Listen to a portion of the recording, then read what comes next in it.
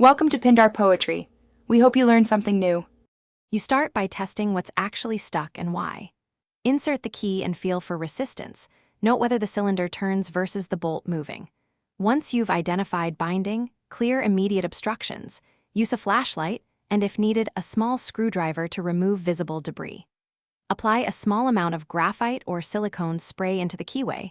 This reduces friction without gumming the mechanism.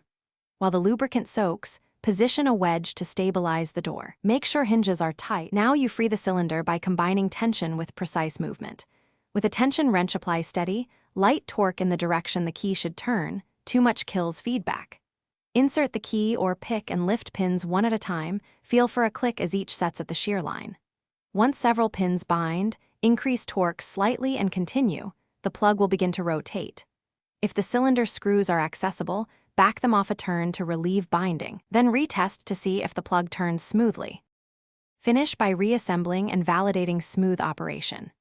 Retighten cylinder screws just snug, then work the key through 5 to 10 full cycles to distribute lubricant and seat the pins. If the bolt still binds, check the strike plate alignment. Misalignment often causes sticking.